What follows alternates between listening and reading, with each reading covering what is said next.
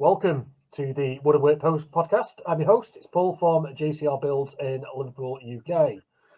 Please do remember to go give us a like on social media. Also, leave us a review on any platform you let us by.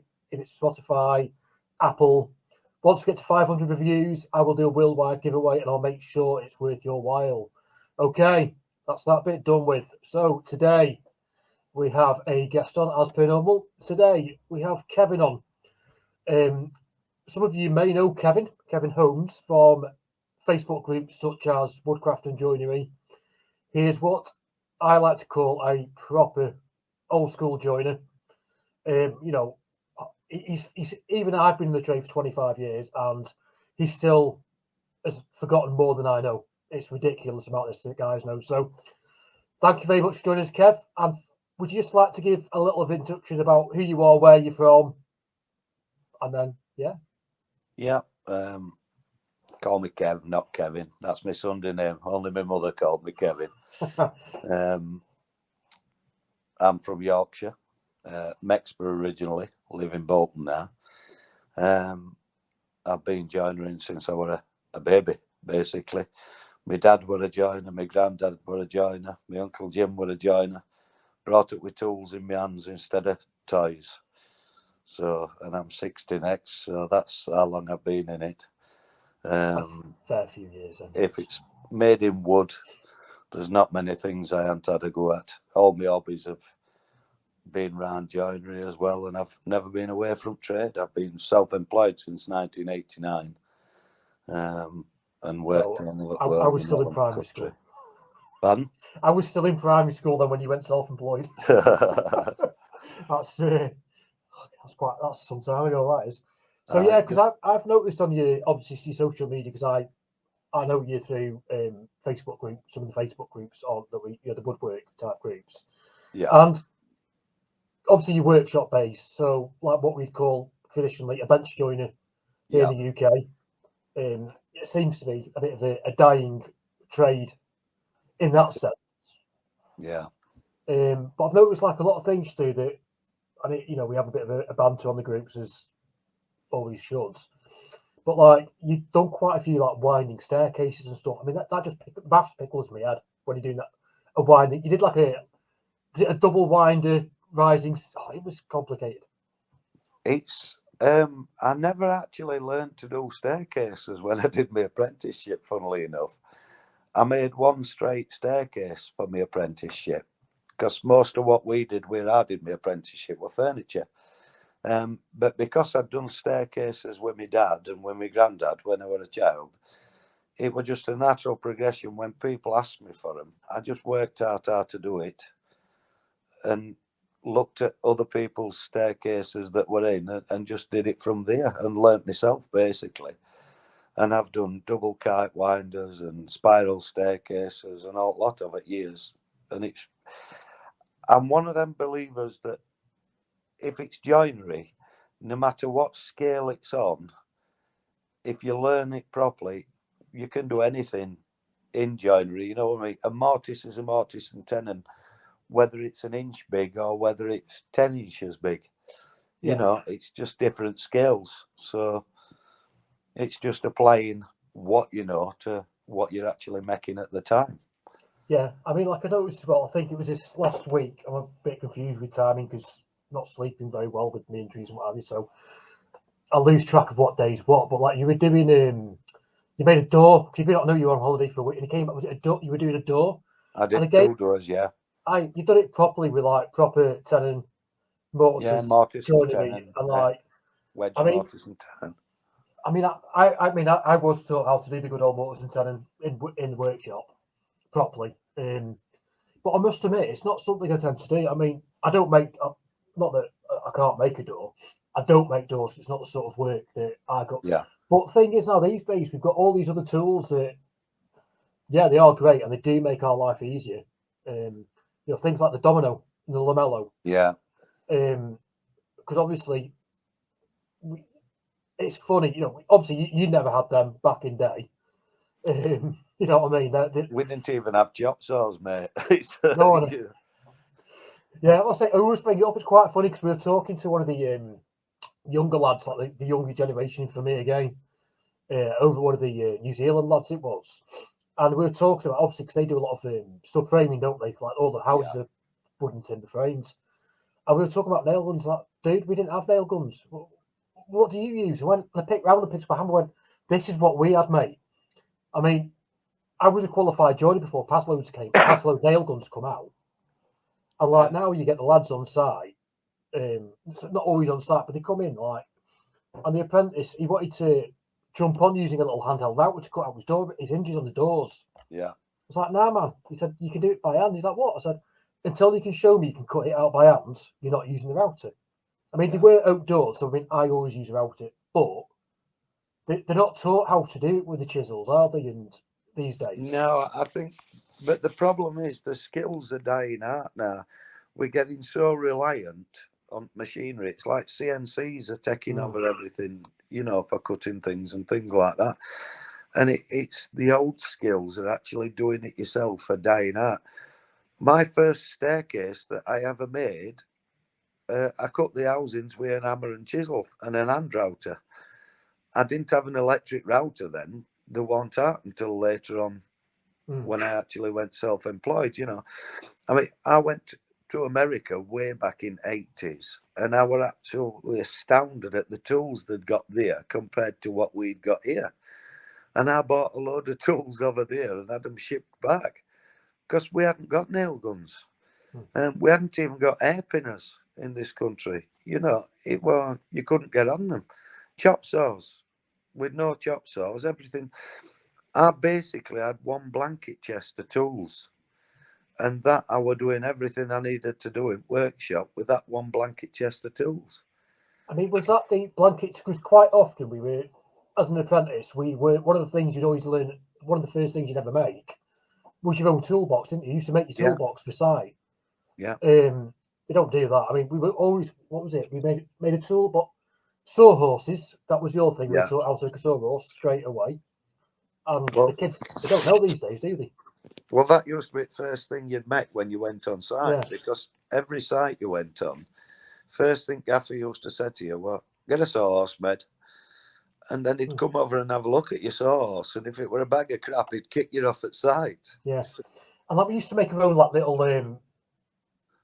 nail carry holders, Yeah, like a little tote box with all the little dividers in. yeah. And Everybody had a nail box, mate. I think I've still got mine. You know, so I think mine's in the loft still. Kept it. Yeah, It was a bag of shit, and it was the first one I made. But those sort of things, they're just not taught. And like, as you say, like it's not the. I mean, I'm all for one for doing things the easy way. Don't get me wrong. yeah, But when it comes to traditional joinery, there's not. I mean, when I go to clients today, I went to some clients today, and again, oh, can you do this? Well, of course I can. And they're like, because I'm just thinking it's just a traditional bit of whatever, some doors and like shaker doors and what have you, and some yeah, paneling, like proper wainscoting, like proper yeah. paneling. Because it's not a nice big poach house, so they want it done proper. None of this just bit of beading stuck on the wall rubbish, like proper wain. Like, yeah, I'll do all that. It's just traditional joinery.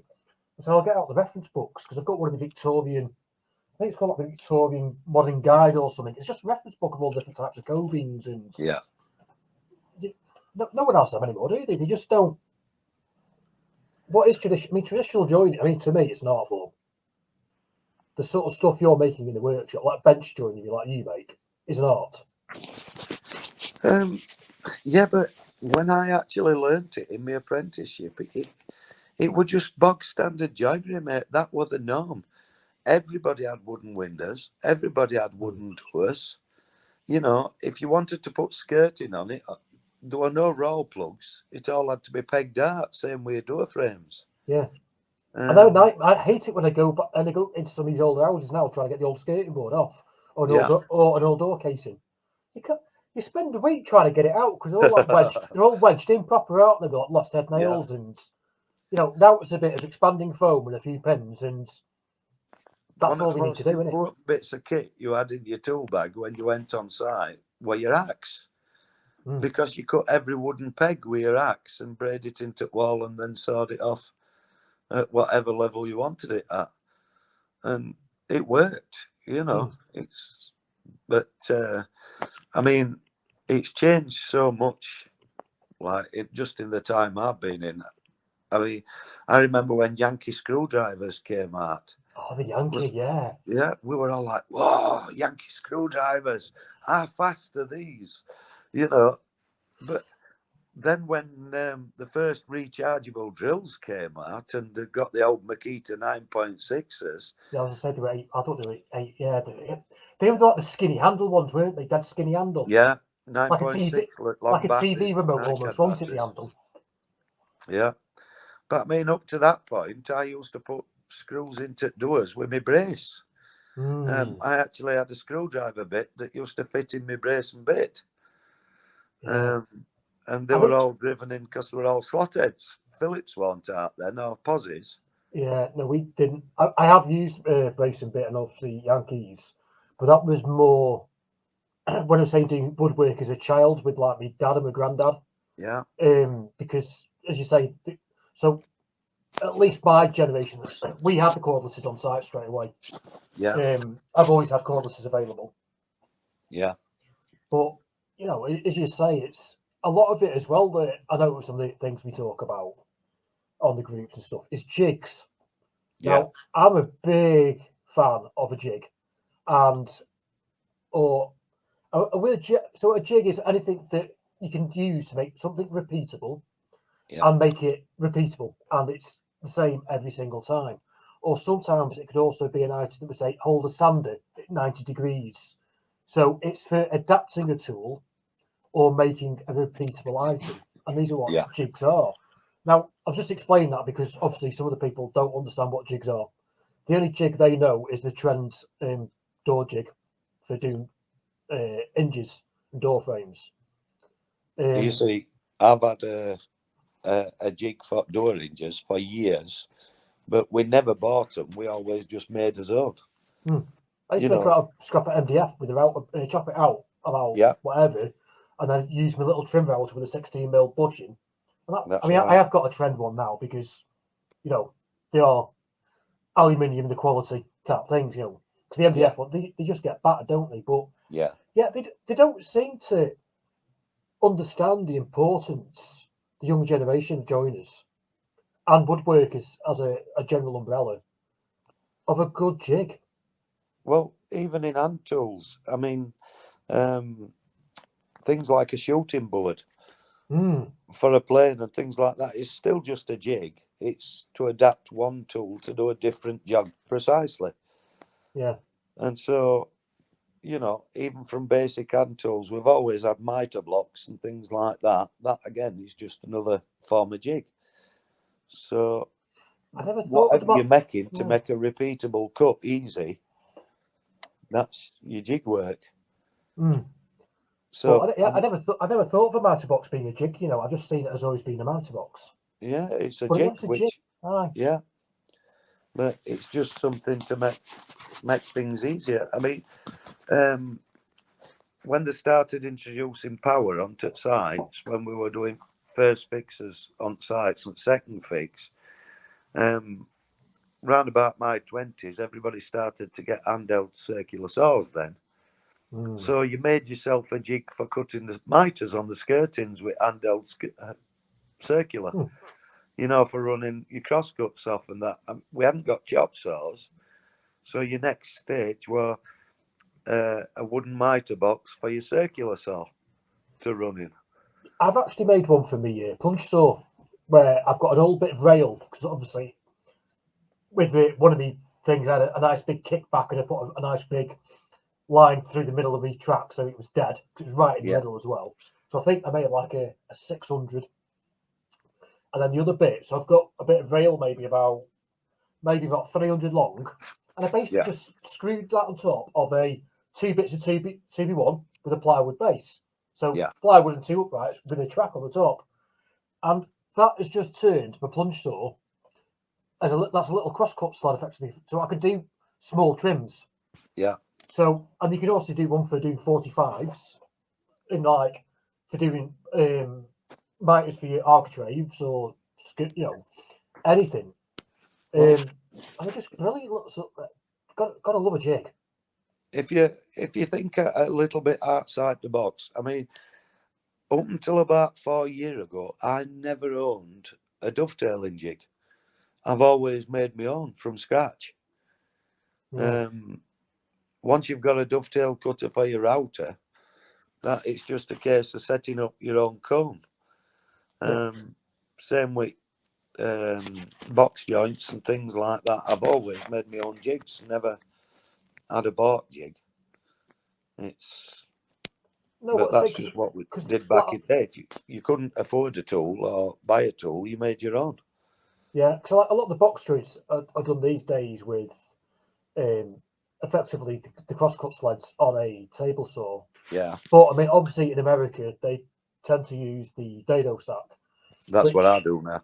Aye, but you see, we don't have a lot of dado stacks in the UK, do we? Because of stupid regulations. It's got to be. There's only a handful of saws that are capable of taking a dado stack safely, aren't they? Yeah, but you see, that's health and safety gone mad because. Oh yeah, I agree. I bought my dado stack 40 years ago, and I've still got the same dado stack that I bought 40 years ago, and it used to fit any saw at the time. But they went all crackers of it guarding and things, but it's no more dangerous than a circular saw blade in wrong hands. I must admit, they are one of the tools that's sort of like, I think it's because it's something I never use because they're not about. The dado stacks do sort of like worry me a little bit, just because I don't know why, but yeah, I just don't feel comfortable with it. But I think that's because after spending 25 years in doing it, Yeah, to bring a new tool into something, it's not like it's a brand new tool like the Lamello coming out. It's just an adaptation of a tool I've been using the entire career. but I mean, there are spindle moulders out there with ring fences and French heads on them that are way more dangerous than. Oh, that's the other tool that scares the shit out of me as a spindle mill. I'm, you know what I mean? I'll use a router table, don't get me wrong. I'll use a router table all day long. I know a spindle, it's just basically a big router table, isn't it? Effectively. Yeah. But no, the spindle moulders, they scare the absolute shite out of me. So yeah, that is one that I'm not using because I'm not scared of it. I know they're not dangerous per se. With our eddy tool, it's all about how respect, you do. mate. You've got to show any tool respect, Yeah. because any power tool at all, it don't distinguish between timber and fingers. No. And if you're not careful, then you're going to have yourself, I mean, I see people do some stupid things with table saws, and supposedly they're all safe now, but they're not in the hands of an idiot. I mean, I've nearly lost a few fingers several times, don't get me wrong, and every single time it has been my error by doing I'm not saying something stupid, but by not treating the tool correctly or doing something correctly. It's always been my fault. It's never been the tool that's failed. It's always been my failure that's caused the issue. This is one of the problems that I've got with YouTube at the minute. There's so many videos going up on YouTube of people doing things. And I don't know if you've seen the one that's going around at the minute, people cutting circles on a table saw. I've seen. There was one with oh, it was a last on it once. It there was got quite a lot of views where she was lucky she didn't lose her head. Yeah, exactly. I mean, that's an accident waiting to happen. I watched one a few weeks ago where a bloke was telling people the way to cut work surfaces without getting chips on surface was to cut it with an handheld circular saw and actually saw backwards instead of forwards. Okay. And, if that climbs, if you haven't got a good hold on that saw, you're going to have that in your chest. I can't think of anything more stupid than. I mean, the way of doing it with a circular saw. Because again, we didn't. I saw plunge saws. One of the very early. I think it was the AT60. I think we had this conversation on social, but I think it was the AT55 or something. One of the very first festival ones, plunge saws, and that was 20. 20 odd year ago, I think. It's longer than that, So mate. that 25. But The anyway, first rail saws, I had one about 34 years ago. But I that can't. were a standard circular on a rail, though. So Yeah, I'm talking about plunge. Yeah, I'm talking saws. about plunge saws themselves. Because obviously, the thing was with a circular, the way you obviously, because we had circulars on site, you cut from the. If you want a clean face of a say a laminate kitchen worktop, you turn it over and you cut from the back Yeah, because the reverse side of whatever you're cutting is the clean because it's the way the the teeth is teeth cut spinning. upwards. Yes, it's the way the teeth Yeah. is spinning. It then gives a thing. So with a plunge saw, because effectively the blade is running in the opposite direction to that of a circular saw. That is why you cut it with the good side faced up. And people just can't get their hands up. People just don't get their heads around this sort of thing, and they come up with these stupid ideas of running the saw backwards. But no, don't do that. That is ridiculous. That's one of the worst things I've ever. But again, the problem is if it goes to one of these channels where they have a lot of hits and a lot of things, a lot of following. And if they say it, someone's going to believe them. Yeah, they're going A to lot take of it as people believe gospel. them because it's one of the. I'm not going to use any names because obviously I don't want to badmouth any YouTubers type thing because of libel and all that. But if someone really famous said, "Oh, do this," with they've got like 1 million followers, well, they're going to do it thinking that's right. And it's Exactly. like, no, that's dangerous. That's wrong. Yeah. I mean, and then us little guys that only got a couple of thousand subscribers, you don't know what you're talking about. Well, no, I've got 25-year. I mean, it's nothing compared to you. Your expertise, within the joinery field. But people say, "Oh, you're talking rubbish." Like, no, I've got 25 years experience, pal. I'm not always right. Don't get me wrong, but I know about a lot of things. Yeah. I mean, a good example was the old linseed oil rags, how Yeah. they can self combust. And people saying, "Oh, you're talking rubbish," because I've always said on day one since all my videos, because I've been doing it for just over a year now. Always dry your rags out properly, or give them a good soaking or whatever, because linseed will self combust. Oh, it won't do. I'm like, so all those painters' vans that you see, or joinery vans you see outside the road burning out when they go to work in the morning, that's because they've left rags in the back Yeah. of the van, all scrumpled up. And it was only when Bob and Roth recently did a video. So he took about, I don't know if you've seen the video, it's a really good video actually. I'll leave a link in the description down below so everyone else can go and give that a watch at a later time. But basically, he did like 4 different finishes. Then he took some that were really scrumpled up with a load of waste and some just on the road. And he had like a grid of. And every single linseed based product that he tried and every scenario eventually caught fire. Yeah. Every single one. And it was because he did this video, because I think it was Boston Lighthouse. They caught it on film, so they were obviously in Boston. And he put some rags in his bin, not thinking. Didn't put the bin out in the thingy. And his CCTV caught the shop fire, which luckily alerted someone, so they got the shop out before it was, obliterated. Yeah. But people, because it isn't one of the big followers, they've got a big following. Sorry, they don't listen. They just made that.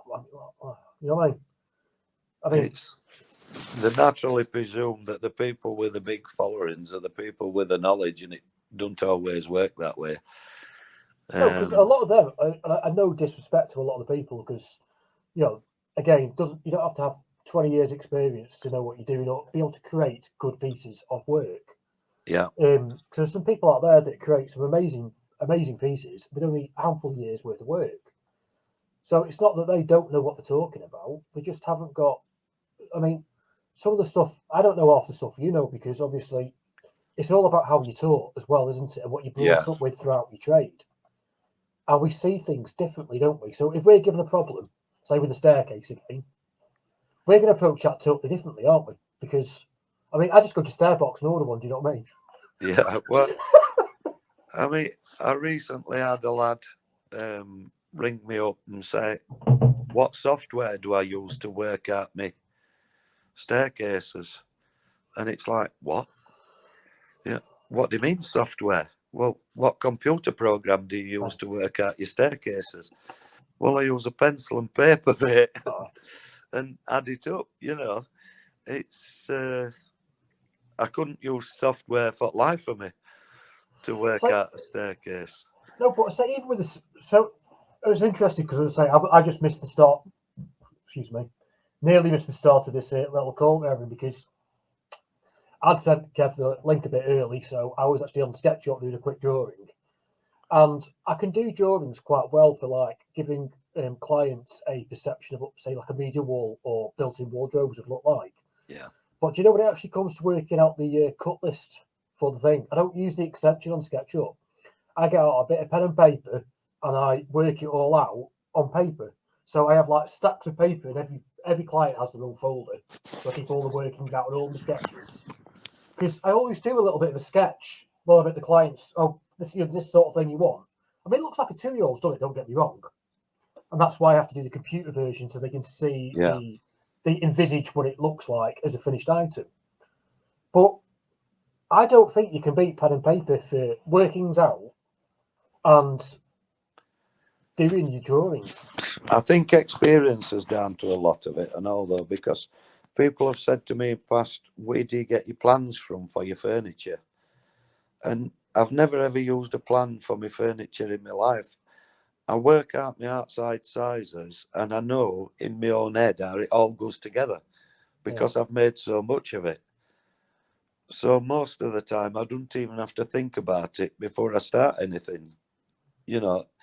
It's just, well, that's that joint, I'm using that joint there. So you know already what it is you need to do. We aren't actually drawing any plans or planning anything out. I mean, If I've got outside sizes, that's all I need basically, and a vision of what I want at the end. yeah, because I've just started doing like a little wood bench for a client, and I've got some of the bits all done. And as you say, I had a very rough sketch, and it was a very rough sketch.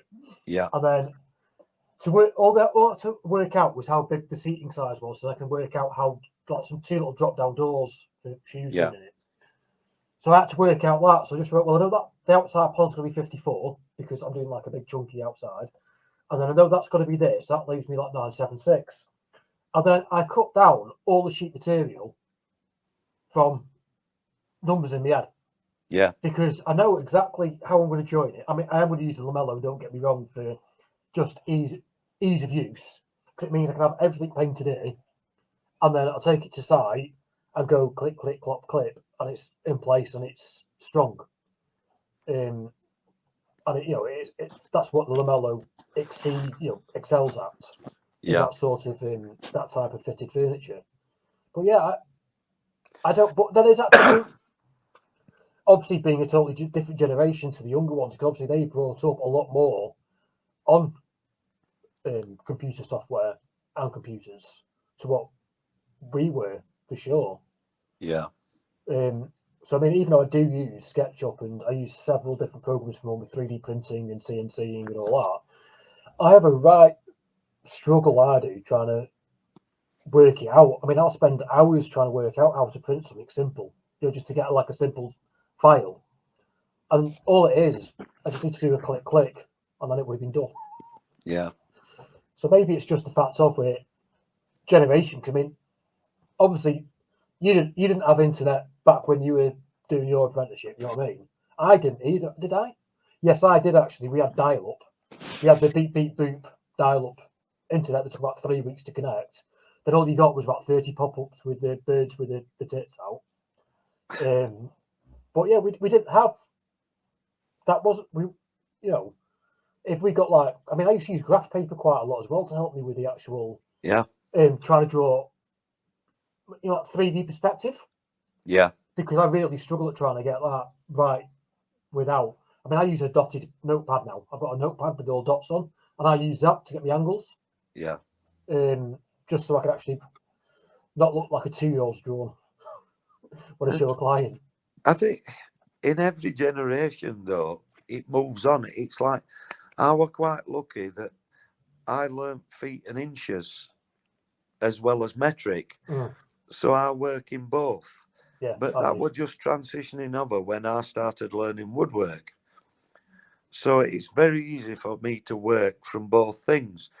The next generation then have gone learning woodwork, but also learning computers. So it's very easy for them to work Yeah, over onto CNCs and things. yeah, People keep saying to me, get a CNC, get a CNC.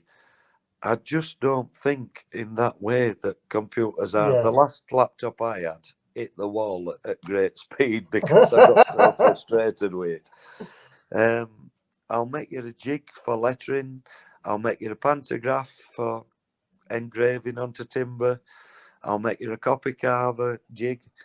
But thinking Yeah. in computers, that it just doesn't I, work for me. I mean, I was brought up very much on metric for sure, but because when I was doing the apprenticeship, I was taught by proper old school joiners, so of course they're all feet and inches still. Yeah. So they would teach me in feet inches and all that. So I learnt that side from them. But of course, then I'm still using metric because that's what I use. So I'll quite happily use metric imperial, sorry, for doing something.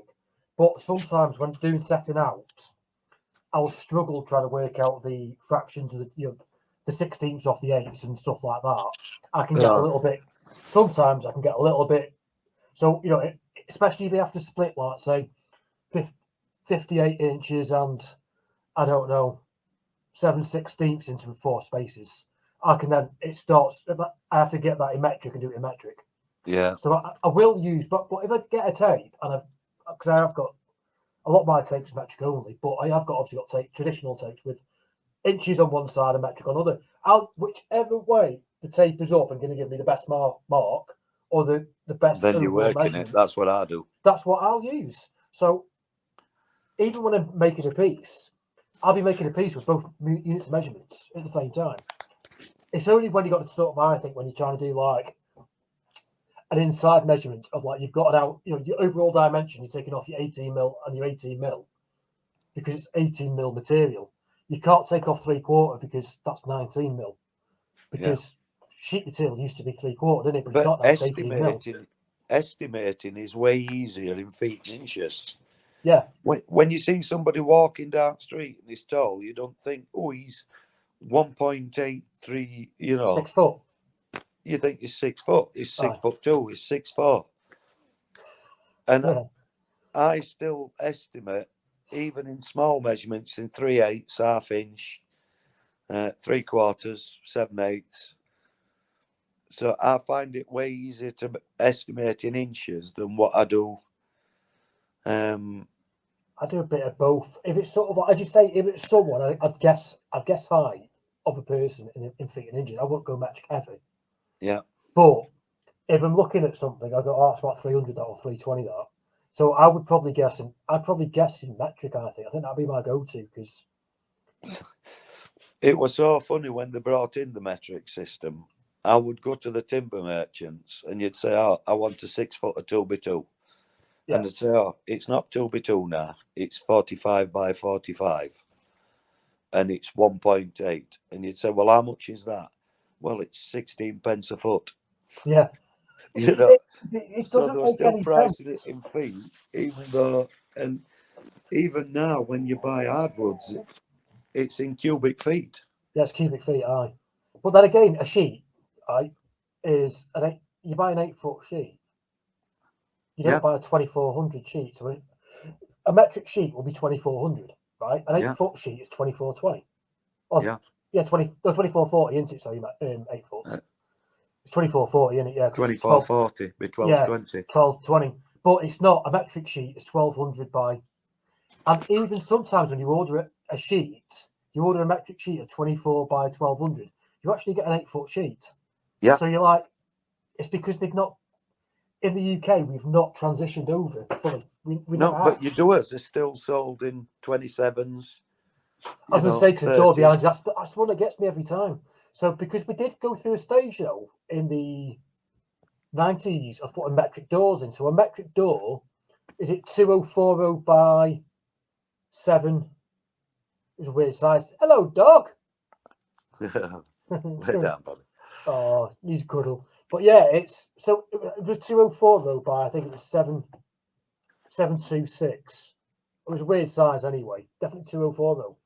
Whereas they got scrapped all electric doors dead Yeah, quickly, and we're back to imperial doors. Now they do yeah, say it's a 6626, and it's a 762 door by 1981. No, no, no, no. All they've done is transferred the imperial measurements over. They are imperial doors yeah, because. But yeah, I've never understood how some things are. You know, we've had this. I think it was when we were talking to the Regan from the Good Rule in New Zealand. We were having that conversation about how we're just so fucked up as a country in measurements. It's unreal. Do you know what I mean? It just doesn't make any sense. I know. But yeah, But it's interesting because well, cause like you say, go back to the traditional joinery, like because obviously windows used to be very much wooden. They're not anymore. Generally, they tend to be UPVC. yeah, And of course, we had Brain Fizz on as well, who specialises in like sash windows restoration. yeah, Because obviously, sash window is something. It's a lot more complicated because of the pulley mechanism and the weighting mechanism for than a normal window. But they've become very much because of the way joinery is changing. They've become very much a specialisation within themselves, haven't they? Now, but with yeah. But, I mean, the only time I'm making wooden windows now, most of the time, is for listed buildings. But back in day when I first went self-employed, that's what I went self-employed doing, making wooden window frames and door frames from my own garage. Because there were, a big calling for it at the time. well, wood doesn't last very long as a wind. Well, they do hardwoods do these, but as you say, because Brain Fizz was saying as well, yeah, because a lot of his work is graded in listed buildings because obviously you then having to use like for like, in it. Yeah, But yeah, it's just, I mean, making a window and making doors, and it's such an art form with the beading and the joins, but and it's not. That's what our class as basic I know joinery. it's weird. But again, maybe that's the generation thing because obviously, I don't know. Have I ever made? I have made door. I've made plenty of doors over years, like proper hardwood oak doors and all Yeah, that. I don't think I've ever made a window ever. I don't think I've ever made one. and they were my bread and butter when I was a young man. Hundreds on them, one after other, But I mean, it's like I've had a few other joiners into workshop lately. One of them had just done 3 years at college learning bench joinery. And the first thing he said to me was, before we start, because he came to me to learn staircases, he says, can you learn me how to sharpen my chisels? You what? Yeah, exactly. And I said, what? What do you mean, learn to sharpen your chisels? He's done 3 years at college and nobody's ever taught him how to sharpen his That's chisels. bad. That's bad. I mean, don't get me wrong. It was something that I've never been great at sharpening chisels. It's been one of my. It was one of my lesser skills. I always pass them off to someone else to do. Yeah, So I did decide a while ago though that it was like, you know what? It's one of these things. I need to learn how to do it properly because it is a skill that you need 100% as a joiner. yeah, So I've got a set of Norex, a set of Backos, and a set of marbles, the proper Sheffield steel ones. And I bought some new Japanese waterstones, and I hand ground all three sets of chisels back. It took me 4 days. yeah. So I actually ground them back first by hands, and then I gave them and then I polished them all up and gave them a secondary bevel. I did all that with Japanese waterstones by hand. My arms and back and neck were hanging off. It took me 4 days to do three sets. But the thing is now, I can happily say I can sharpen a chisel properly. Yeah. But I mean, back in the day, we didn't even use like an owning guide or anything like that. No. You were just taught to sharpen them properly from off. And it's something you learn through doing because you were doing it every other day, on your chisels that you used a lot. I mean, I have an 1.25 inch chisel, which were always my inch chisel when you went on site. It's down to about 1.5 inches long. That's because on it some started. ground. That's on some ground. That's got to be Sheffield steel, that one for sure. There's no other way that's going to be one of the new type chisels because It that is an old marbles. It's yeah, had a lot of use, mate. But that's it, crazy. it's just one of the. It's like handsaws. The handsaws we had, you had to sharpen every fortnight. You had to set the teeth, didn't you? It was everything. Yeah. But when you get good at it, when you're doing it once a fortnight or once a week, it takes 15 minutes. I was shown how to set a saw once. It's not something I've ever done because it's not the sort of saws I use, so I've never had the need. But yeah, it's because obviously one of the joiners that was teaching me was still had his proper, his old school tool, so to speak. So that's what he did. So he showed me because obviously that's what you do, isn't it? It was part of your sort of like weekly maintenance, wasn't it? Yeah, Sharpening the chisels. But I mean, I must admit though, every time now I need to use a chisel for a bit of work, I grab out the Waterstone, give it a quick tickle every single time. It takes seconds, and exactly. they're nice and sharp. They're like proper going to take your fingers off. Sharp. That's the thing. Stay on top on them. Keep them sharp all the time. If you Or let them spend get 4 days like I did, do the whole set. well, if you get letting them get, I understand that you can't always do that when you're on site. There's times No. when you hit nails, you hit pins, you'll chip your chisels. Oh no, yeah. Then it's just I've got an electric Waterstone in workshop that I'll use for that. But it never gets used now because I'm in workshop all the time, so it's always clean timber I'm working on. Yeah. I mean, I would get like a Tormac or a record one myself now if I needed one. But at yeah, the time, because I very nearly bought one because I had 3 sets of chisels, but I thought no, because like when I teach the apprentice he's not qualified, but I say when he used to come, I made him chop out a hinge by hand rather than using the router first. And I thought I've got to lead by example here, because if he came to me, I'd make him do it by hand. yeah. So I need to do what I preach. So that's But why I did it, because I can't tell someone to do it the proper old fashioned, do it by hand, and then I wouldn't do that myself. this is another one that it winds me up a lot actually on internet at minute. There's all these sharpening videos out there, and there's some fantastic sharpening videos, don't get me wrong, but they're all using like 8,000 grit Waterstones and 12,000 grit. And for general joinery, you don't need to go any deeper than 1,000 grit. Can't remember what mine are. I've got a double-sided Waterstone. Yeah. I can't remember what I've got 2 Waterstones actually, to be honest. But yeah, that stuff is for your super fine, like intricate, like really intricate stuff, isn't it? Not your cutting out with 10 and mortars or basic joinery. 1,000 grit is more than enough. You know as what long I mean? as you've got your nice sharp primary, good primary, and a nice sharp secondary bevel. That's all you need, isn't it? But if you sharpen it up any more than that, after one joint, it's going to need sharpening again because you're going to lose that finer edge. Yeah, because you've just basically worn it off, haven't you, straight away? Yeah, but you see, back in the day, we had 2 sets of chisels as well. You had one set that were for softwoods, ground to about 25, and one set that were for hardwoods, ground to 30 degrees. That's what I've got the backhoes for site work, so to speak. So if I'm doing something, it doesn't matter. Well, and the marples there for site as well. But the backhoes for more of that rough stuff. Marples are for like doing doors and stuff, and then the Norex stay in the workshop. Yeah, because you got to look after your tools, haven't you, as well?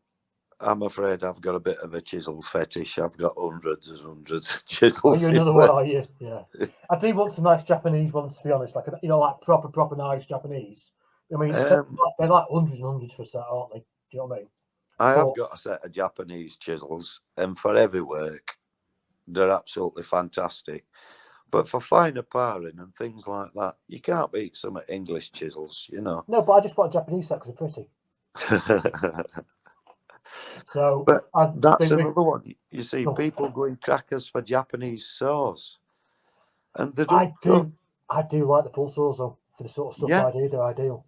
They're great, but they're not very good on a lot of English hardwoods.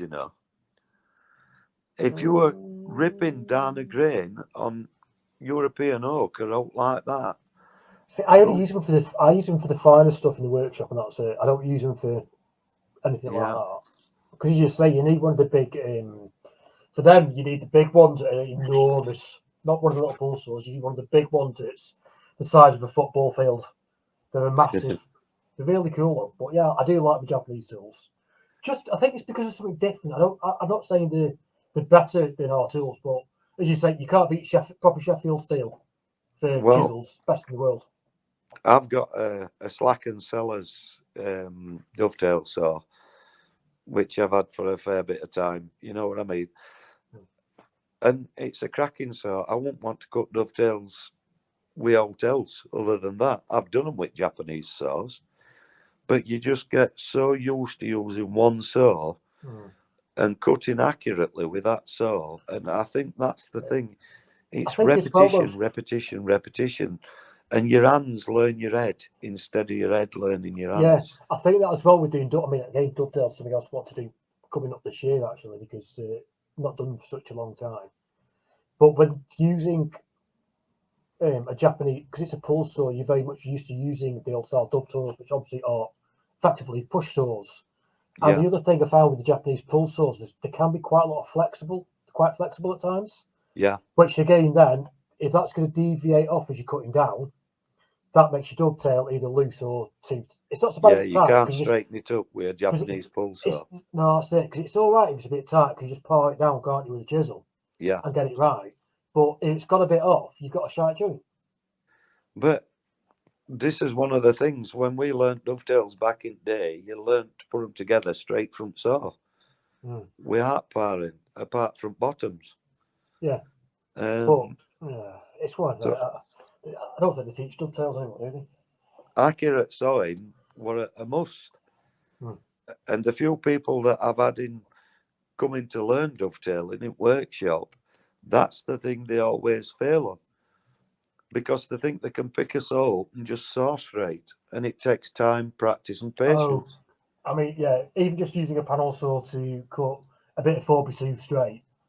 Yeah, People think, I mean, I can pick one up and just cut it perfectly square just by ironing it. But that's just experience. And by cutting God knows how many million pieces of wood over the years. But I mean, I'd never do that as a finished thing. I'd always set it up properly and square it and all that. But yeah, people, you'll get lads, oh, I can cut it perfectly straight. And you're looking at it, it's like a 45-degree angle in every direction. Like, nah, man, what you've just cut there is a compound mitre. but you see, this is another thing.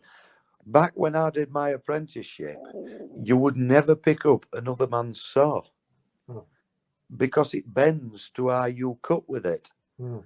So you could cut straight with it, but somebody else picks it up, they would be knocking it off of the way you cut.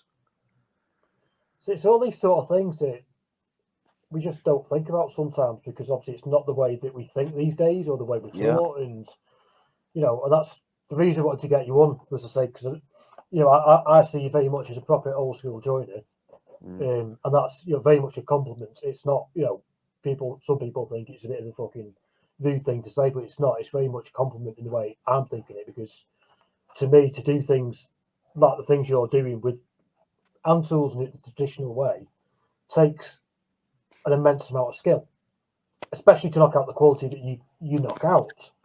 And people need to certainly, or I would hope that they would maybe learn or just try something new. There's I think it's the new Rockler challenge this year. Try something new. Go and get yourself a nice dovetail saw. Go and try doing some dovetail joints you've not done before. yeah. Go and get some chisels. Do some paring. Try and make a pantograph. You mentioned that. I've got a bought one. I use a bought one, obviously. But try something. Put yourself out your comfort zone. I mean, if you're on Facebook, by all means, because Kevin's very heavily involved. I think is it your group? Yeah, it is. The Woodcrafts and Joinery group. And I tell you, some great lads on there.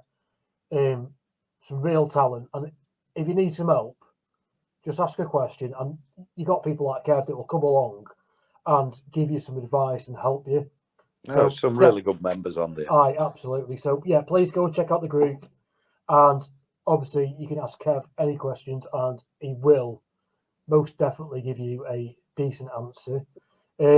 we'll wrap it up there. Thank you ever so much for joining us today, Kev. It's You're been a welcome. pleasure talking to you, mate. Pleasure talking to you, buddy. All right, okay, everyone. As normal, new episode every single Saturday, 9 a.m. GMT time. Please leave us a review, and we shall catch you next time. Thank you.